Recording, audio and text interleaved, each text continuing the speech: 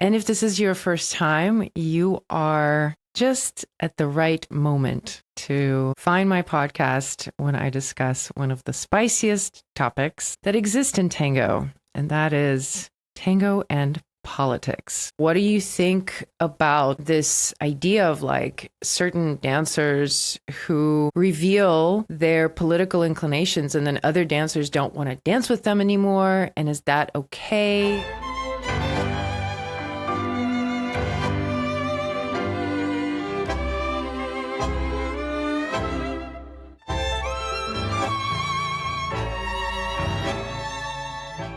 Hey friends, welcome back to the Tango Banter. It is the last episode of the season.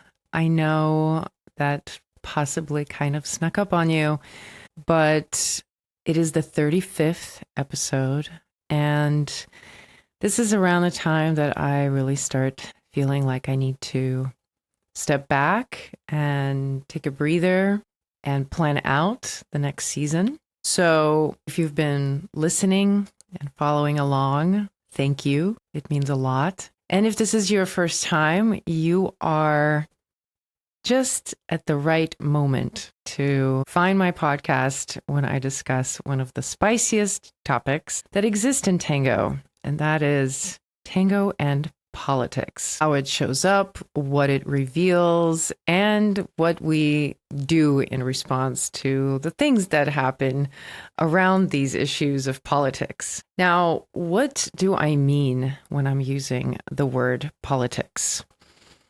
I'm thinking about both the meaning of global politics, like the political environment that you're living in, but I think we also must include politics that happen in the tango communities in general and really in any dance communities.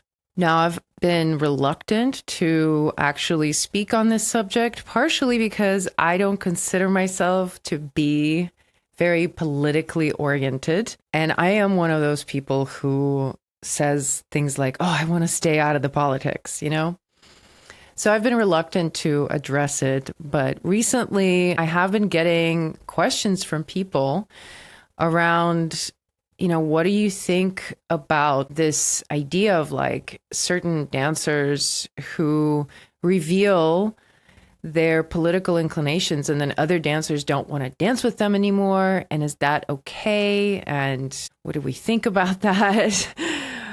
And yeah, I was like, oh man, this is a tough one to unpack. So maybe it's a good one to tackle and open up the discussion. So I thought it would be a good one to wrap up the season with and see where that takes us. Now, when it comes to interpersonal politics in tango and the global politics, I don't think those are very separate. I think there's a lot of overlap.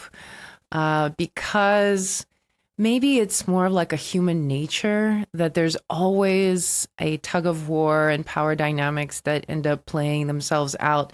So the question is not whether politics shows up in tango. It's more like, how does it show up and what form does it take? And a lot of times you see parallels between what happens on the global stage, and that gets reflected very much on the micro level within tango communities around the world. So all tango communities deal with very similar issues across the board. It's not like you'll see some communities that have no problems. I think that only happens maybe when the community is very, very small. But even with small communities, I've seen some of the most acute divisions among different groups of dancers who would align themselves with one organizer, not the other. So, yeah, I think it's part of human behavior in general that we're going to have to deal with those dynamics. And then to layer on top of that, these other dynamics that come from knowing what the other person believes, maybe in terms of their political views. And a lot of times political views and religious views kind of get grouped together. They tend to be the most offensive ones that I think trigger people's reactions. And of course, recently with the political climate that we've been experiencing after the election, it's been more obvious that there's a huge divide between dancers who align themselves one way politically versus other dancers. And granted, if I were to ask, most people would say that politics and tango should not really be mixed, and it shouldn't matter what you believe because it's all about tango and we're so much beyond that. Like, it's nice to aspire to that. But I think the reality is that we very much do care. I definitely have a lot of examples in my own experience where it'd be a situation where I'm sitting next to somebody and, it's somebody that I've known and danced with and kind of gotten along. And then through conversation, I sort of learned about some issues that was kind of opposing my own point of view. So something that was really off-putting to me. And he made a series of political jokes that I was really like not into.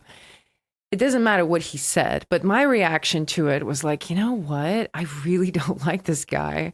And from then on, I just was like, I'm never going to dance with him. It wasn't even a decision. It was like a reflex. So yeah, even though I would say that ideally it shouldn't matter, like ideally tango exists separate from that whole like realm of our lives, but I don't know if it's possible to separate it ultimately because it's kind of, we're primed for that anyway. We're primed, I think, even in our interpersonal dynamics, we're primed to align ourselves with certain people and not others and take sides and fight for what we think is right against who we think is wrong. And it's kind of like what we have to deal with every day. So it doesn't seem like we can really separate this aspect of our lives from tango completely. Sometimes it might be a slightly different situation where it's like you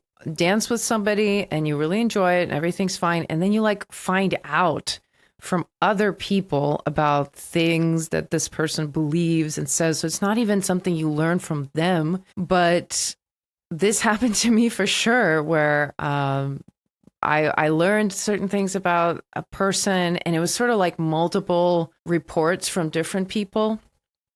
And what did I do? Of course, I was like, I don't want to dance with this person. And I wasn't really considering whether it's appropriate or not for me to make that decision. But once again, it kind of points to that inability to really separate our reflexes, very natural reflexes, perhaps something that we do very unconsciously, from what we're actually like supposed to do and what it means to accept everybody for who they are and just dance with them and embrace them for their humanity. It's like most of us lack in that ability. I don't know. Like there might be a handful of people who really embody a level of generosity that you can really say that they're just like, they want to dance with everybody. They love everyone and they don't have any qualms with anyone. They get along with everyone. Like, sure, there's like a handful of people, but for the most part, it's not like that. If you've been around long enough, you're in a camp. You belong to a camp, you align yourself with certain teachers, you believe tango to be a certain way. Now, does it make us shallow? I think we have to kind of reflect on our own beliefs around it, right? Because you can judge that about yourself. And I know a lot of dancers would possibly overlook their preference and still dance with someone because they believe it's wrong not to dance with them, simply because of their political view. Like, that shouldn't be a problem. It's hard to argue with that. It's hard to argue that it's not shallow. But then if we want to dance with someone and not dance with someone else, shouldn't we be ultimately the judge of that? Some people will say that, oh, you're supposed to dance with everyone. that it's meant to be that you say yes and you never turn down a dance, and other people will profess something different, and you can go back and forth on that, but ultimately you'll have to decide, like, is it worth your time to dance with somebody that you really don't agree with and you don't like viscerally, and the only reason you dance with them is because you believe it's the appropriate thing to do and you don't want to hurt their feelings? I mean, maybe that is important. That there might be a situation where that's necessary. But at other times, like, no, if you don't want to dance with them, then don't dance with them, right? No matter what the reason is, even if it's as shallow as political views or religious views. I've frequently come back to this idea that maybe saying no to someone that you really kind of don't want to dance with is a huge favor to them, because in the long run, it is objectively better when they dance with somebody that really wants to dance with them. And it's objectively better for you to dance with somebody that you really want to dance with. Now, I think the rise in discussing politics in tango partially happened because a lot of people started posting on Facebook their beliefs, some of their political beliefs, and making statements such as, if you believe this thing, don't dance with me. Don't come to my event. You're not allowed, or you're not welcome. And of course, those kinds of posts will create a lot of tension, and a lot of people are going to lash out in different ways because it is very divisive to say that. But that's how strong some people feel. That's how deeply they feel the impact of this shift that we've just gone through. So it's understandable that it's kind of a raw experience for people, but it's also understandable how other people might take that very seriously and go like, wow, really? Like, how dare you? It can be difficult to hear something like that and not react. So what is the responsibility of dancers to respond to political overtones or conflicts that arise from somebody's political beliefs? You know, I think I typically have a strategy of just like out of sight, out of mind. Like, I don't like getting involved in these kinds of arguments. And I don't know if it's the best strategy, but you know that image of an ostrich hiding their head inside the ground, like that cartoon? That's kind of my strategy.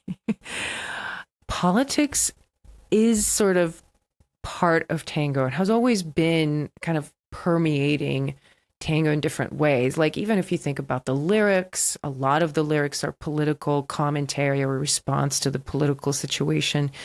In Buenos Aires, you have stories of Pugliese being put in prison because of his beliefs, and the orchestras performing in his absence and putting roses on the piano to mark his absence. Like, this kind of narrative and the political overtones that exist side by side with tango, that's always been there. And I think ultimately you can't hide from it the way I do, right? I can just kind of turn away and like not even think about it, and then maybe secretly judge someone for their beliefs, and then maybe secretly decide not to dance with them. Like, that's possibly a strategy. Like, that's possibly a way to deal with it. You just kind of go with the flow. And if something doesn't jive with you, it doesn't jive with you, and you make that decision. Or you take on more of an active role, which some people do take that role on, and they do launch into longer discussions with people online and have these very well thought out arguments that are very deep. And when people do that, I really respect the level of commitment that they have to argue these points, because it's very labor intensive.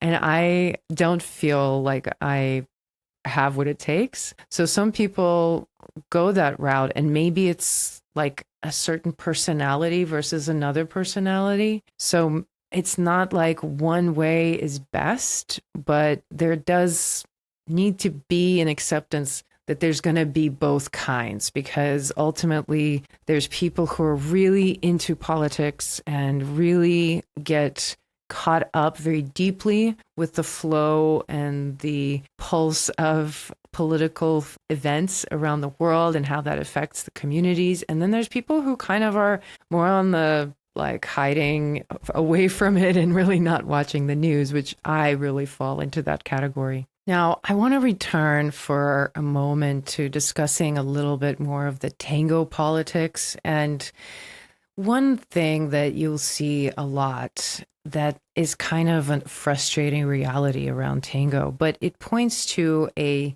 bigger truth, I think, that is reflected more universally in bigger political models.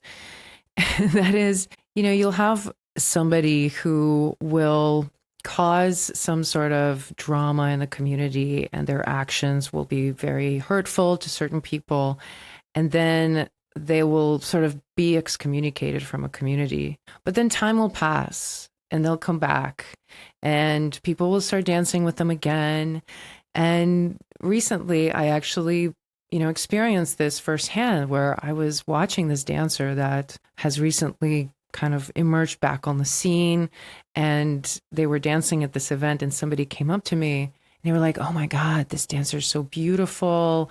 How amazing they are. I love watching them."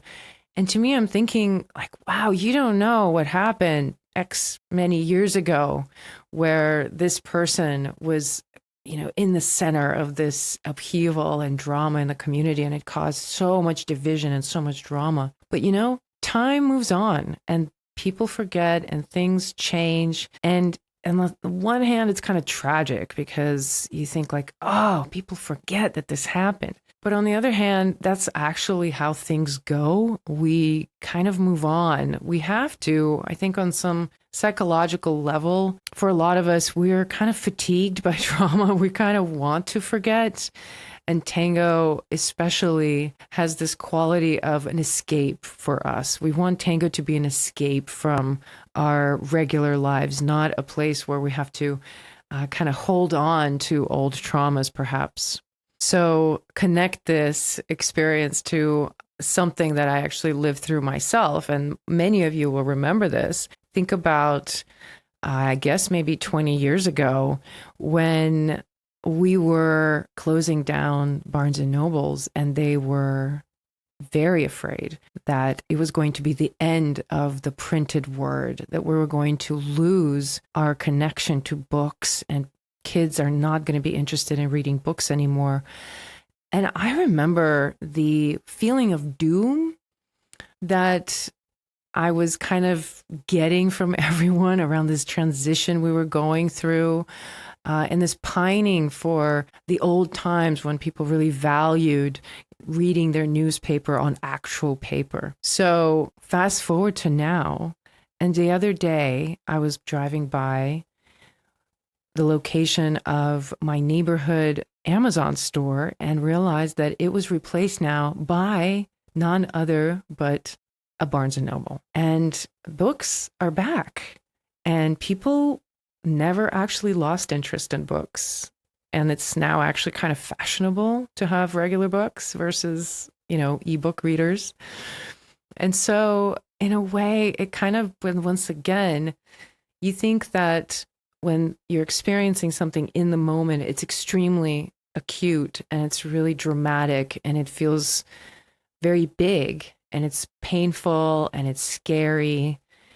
And then time passes and you kind of realize, oh, it wasn't really that big of a deal. And when it comes to politics in general, that seems to be a theme that I've lived through many times, no matter which political climate it has been, whether it's the Soviet Union or it's, being in the States, the cyclical nature of political upheavals and doom and fear around certain things, and then time passing and something shifting, and then there's another set of those. It seems like a constant presence, let's say, in the background. There's not been a time in the past when that's not been the case. I can't remember a time when there wasn't a feeling of doom portrayed in the political sense.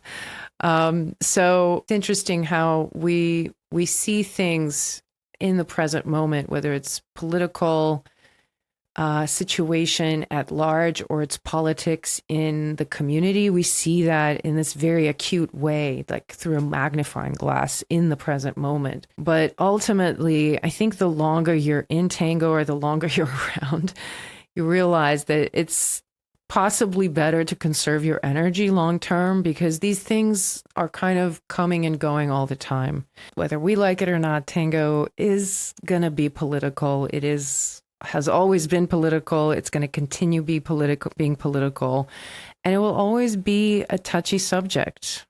People are always going to disagree, and the way we make up our mind about who we dance with and who we become friends with and whose Milonga we go to, a lot of it is going to be driven by personal politics or politics at large. So I think the takeaway for me from sort of reflecting on my own reality is that it's okay for this to be such an uncomfortable issue. Like, it doesn't have to be figured out. There is no right way of doing it. And I would say it's probably best to refrain from bringing the politics into tango as much as possible. You will align yourself with different types of philosophies along the way of figuring out what it means for you to have a healthy relationship with it. But considering the messages that I've been getting, most of them from women who are just kind of questioning what they're able to do and what's allowed and how much to give and how much to refrain. Honestly, it's a lot of it is your choice, and you can't really change the other person's point of view.